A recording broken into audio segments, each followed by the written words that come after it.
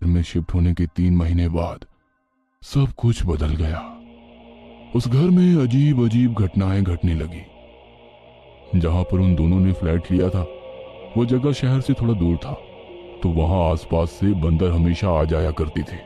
श्रेया और अनुपम दोनों अक्सर उन बंदरों को कुछ खाने को देते। अगर अनुपम ना भी होता तो श्रेया उन्हें कुछ ना कुछ देती ही रहती। लेकिन एक सुबह कुछ अजीब घटा।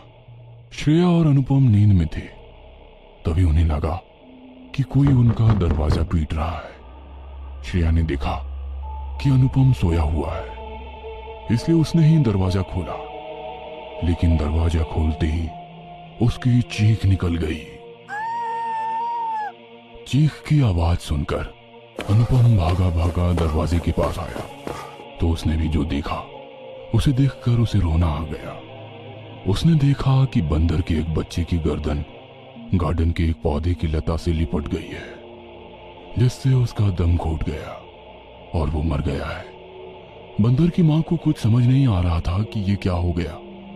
कभी वो अपने बच्चे के मृत शरीर के पास जाती, कभी अनुपम का दरवाजा पीटती। श्रेया को ऐसा लगता कि इस तरह से बंदर के बच्चे का उसके घर में ही मर जाना किसी अपशकुन का संकेत है। उस दिन के बाद से अनुपम ने देखा कि श्रेया का बर्ताव बदलता जा रहा है। बातों ने श्रेया एकदम चुप चुप रहने लगी थी। वो हमेशा कमरे की खिड़की से बाहर झांकती रहती और मन ही मन कुछ बुदबुदाती। अनुपम जब उससे कुछ पूछता तो वो अनुपम को अजीब नजरों से घूर कर देखती। इस बीच उसके घर में एक और घटना घटी। एक दिन दोनों डाइनिंग टेबल पर बैठे थे। अनुपम श्रेया को अपने हाथों से खिलाने की कोशिश कर रहा था, लेकिन वो तो खा ही नहीं रही थी। वह चुपचाप डाइनिंग टेबल के ऊपर लगे पंखे को घूर रही थी। अचानक ना जाने क्या हुआ, एक जोरदार आवाज के बाद वो पंखा टूटकर नीचे गिर पड़ा। वह तो अनुपम ने सही समय पर श्रेया को वहां से हटा लिया, नहीं तो कुछ भी हो सकता था।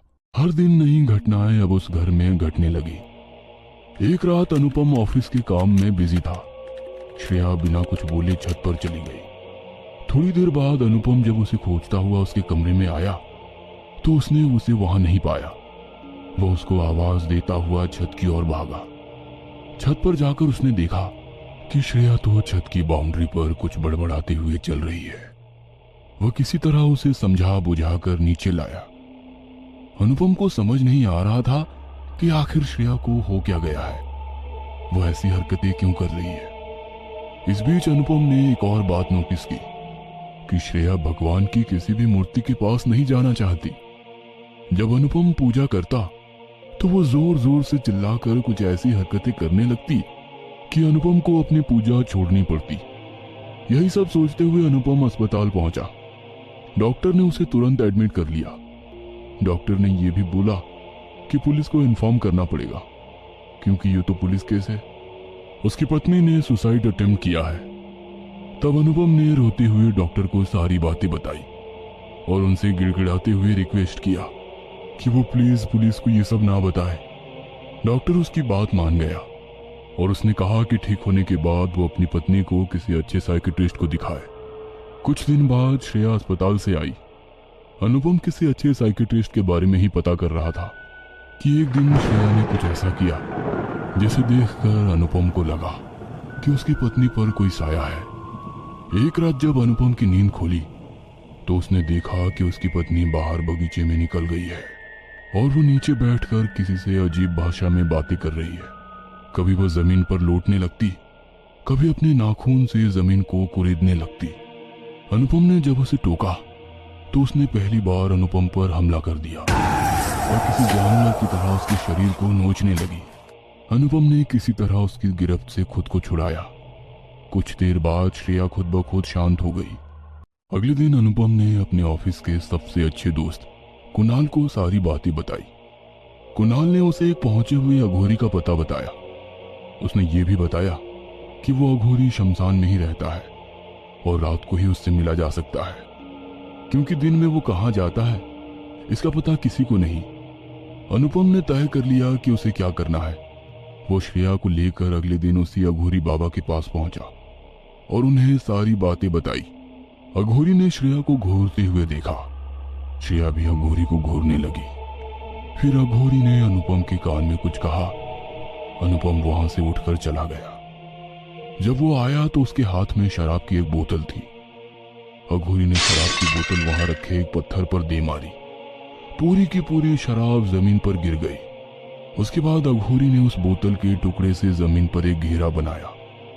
उसने अनुपम को एक सिक्का उस घेरे के बीच में रखने को कहा। उसके बाद अघोरी कुछ मंत्र पढ़ने लगा। पल में ही उस सिक्के से खून निकलने लगा। जैसे जैसे उस सिक्के से खून निकल रहा था, श्रेया के शरीर में भी ऐंठन होने लगी। वह जमीन पर लौटने लगी। अघोरी ने सिक्के को उठाकर दूर जलती हुई चिता पर फेंक दिया। श्रेया बेहोश हो गई। तुम्हारी पत्नी पर किसी ने काला जादू किया है। ये काले जादू की गिरफ्त में है। अगर ज्यादा दिन तक ये इस तरह रही तो मर जाएगी। अनुपम अघोरी की बात को गौर से सुन रहा था, लेकिन उसके बाद अघोरी ने जो बताया उसे सुनकर अनुपम को बहुत गुस्सा आया।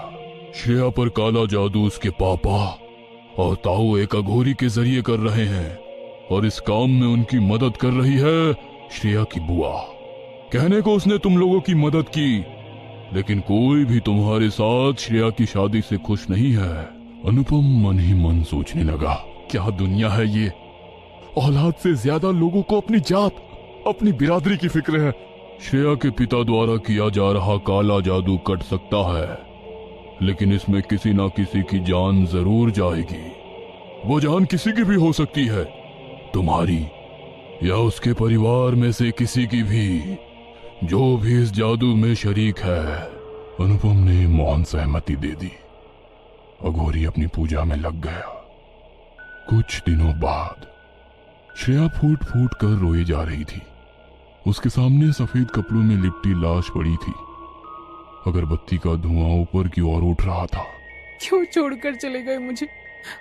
अब मैं किसके सहारे जीऊंगी? किसके सहारे जीऊंगी? किसको अपना पापा कहकर बुलाऊंगी? किसको?